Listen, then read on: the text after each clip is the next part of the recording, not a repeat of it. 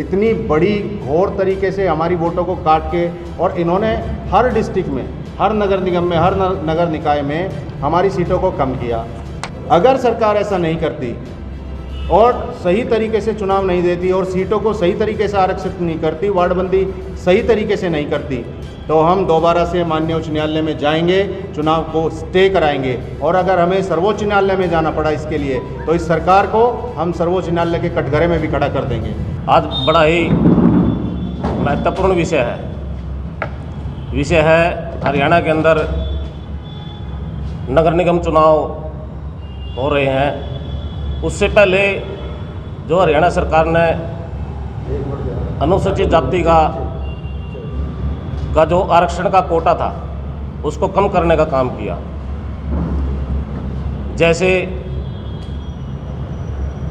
Backward class का जो roster प्रणाली है, जो जनसंख्या का डाटा है, वो 2022 और 23 के अनुसार उठाया गया, और अनुसूचित जाति का जो आरक्षण का राउंड फिगर जनसंख्या का वो 2011 की जनसंख्या के अनुसार उठाया गया है। इसमें भेदभाव करके जो पानीपत नगर निगम में 2018 के चुनाव में 5 सीट जो आरक्षित थी वार्ड में, वो 3 रह गई। पूरे हरियाणा में इसी तरीके से इन्होंने भेदभाव किया। करनाल में 4 सीट थी, वहाँ 3 रह गई। यमुनानगर में 4 सीट थी, वहाँ भी 3 रह गई। फरीदाबाद के अंदर भी 3 सीट रह गई। गुड़गांव के अंदर भी इसी तरीके से इन्होंने जो अनुसूचित जाति का जो आरक्षण कोटा था वो भेदभाव करके वो कम करने का काम किया है। तो उसके विरोध में हमने एक स्टेप बाय स्टेप माननीय मुख्यमंत्री जी और माननीय राज्यपाल जी को उपायुक्त पानीपत के माध्यम से एक धरना प्रदर्शन करके जनवरी के महीने में हमने एक ज्ञापन सौंपा था, लेकिन सरकार ने उस पर कोई सुनवाई नहीं करी। उसके बाद फिर हमने सभी 8 के 8 नगर निगम और 8 के 8 जिला उपायुक्तों को लीगल नोटिस जारी किया, लेकिन उस पर भी हमारी कोई सुनवाई नहीं हुई।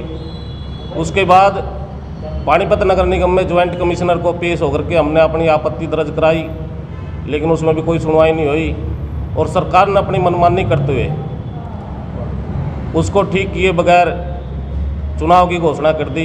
उसके बाद हम माननीय उच्च न्यायालय हाई कोर्ट में गए, और हाई कोर्ट में डबल बेंच में हमारी जो एप्लीकेशन लगी वो 14-12 को डायरेक्शन दी कि भाई आप लोग इसको ठीक करके ले आए, लेकिन सरकार अपनी मनमानी कर रही है। सरकार एक बहुत बड़ा वर्ग है जो अनुसूचित जाति का, उसकी अनदेखी की है और संविधान की भी अनदेखी की है। जो 20% आरक्षण अनुसूचित जाति का है उसको कम करने का काम किया है।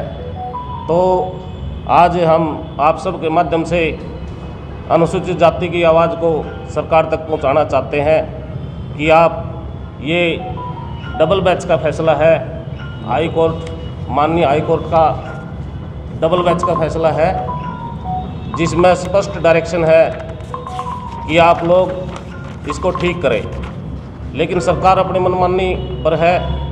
बाकी हमारे बीच में हमारे कांग्रेस SC सेल के जनरल सेक्रेटरी नरेंद्र भिवान जी ब्रीफ करेंगे।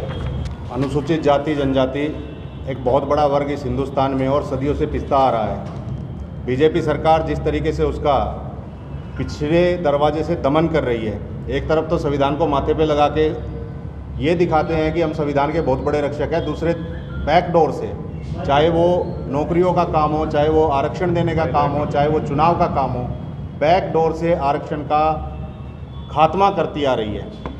नगर निगम चुनाव को देखें तो इन्होंने नोटिफिकेशन जारी किया, ये नोटिफिकेशन की कॉपी है। इस पे जहाँ पे ये मार्क हुआ है, यहाँ पे लिखा हुआ है साफ कि बैकवर्ड क्लास के लिए 2023-24 पहचान पत्र का आंकड़ा परिवार पहचान पत्र से जनसंख्या का लिया गया, लेकिन अनुसूचित जाति के लिए यहाँ पे साफ लिखा हुआ है 2011 से जनसंख्या का आंकड़ा उठाया गया। 10 साल हमारी जनसंख्या को कम आंका गया है। 1-1.5 दशक के अंदर हिंदुस्तान में 60 करोड़ पॉपुलेशन बढ़ी है, उस 60 करोड़ में अनुसूचित जाति की वोटरों की संख्या भी बढ़ी है। इतनी बड़ी घोर तरीके से हमारी वोटों को काट के, और इन्होंने हर डिस्ट्रिक्ट में, हर नगर निगम में, हर नगर निकाय में हमारी सीटों को कम किया।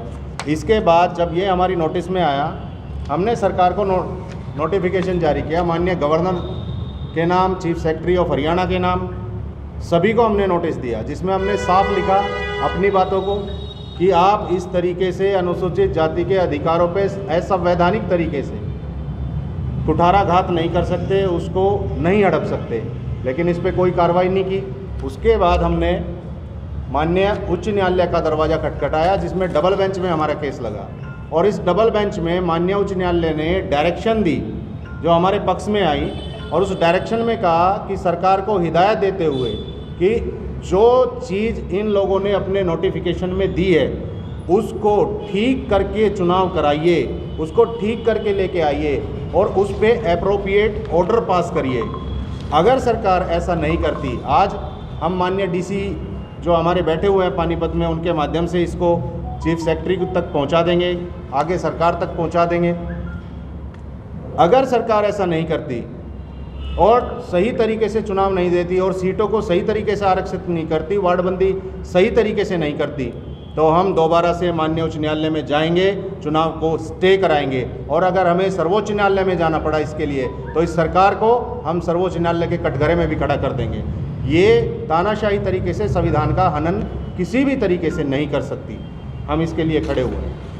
अब वार्डबंदी की दोबारा मांग कर रहे हैं, आरक्षण की जी, वार्डबंदी की दोबारा मांग कर रहे हैं। उसको अनुसूचित जाति की जनसंख्या को 2024 के आंकड़े से लेके उसको सही तरीके से ठीक करते हुए उसको सीटों को सही तरीके से बंटवारा करें, और जितना आरक्षण हमारा बनता है, जितनी हमारी सीटें बनती है उसको हमें दें। 20% हमारा बनता है संवैधानिक तरीके से, तो उसको हमें दें। अरे जी, एक और एप्लीकेशन लगाई थी किसी ने रोहतास में जी, तो उसमें जो आज फैसला आ रहा है, रोहतास जी की एप्लीकेशन लगी हुई है, मान्य उच्च न्यायालय में लगी हुई है, उस पर जो भी फैसला आएगा उसका भी ब्रीफ कर देंगे। आपको लगता है कांग्रेस के बड़े नेता जो होने चाहिए इस प्रेस कॉन्फ्रेंस में? हम कोई छोटे नेता है क्या? नहीं, आपके सीनियर नेता जो है। सीनियर नेताओं के संज्ञान में ये चीज़ें हैं, लेकिन चुनाव के संदर्भ में सभी अपने अपने काम में बिजी है। टिकटों का बंटवारा चल रहा है, मंथन चल रहा है, पार्टी के और बहुत से काम हैं, तो उनको लेके वे व्यस्त है, व्यस्तता के चलते नहीं आ पाए, लेकिन उनके संज्ञान में सभी चीज़ें हैं। डिपार्टमेंट के सारे कांग्रेस देने के लिए तैयार है। ये अंदरूनी बातें होती हैं। मेयर की टिकट का जैसे ही पार्टी डिक्लेयर करेगी तो आपके सामने रख दिया जाएगा।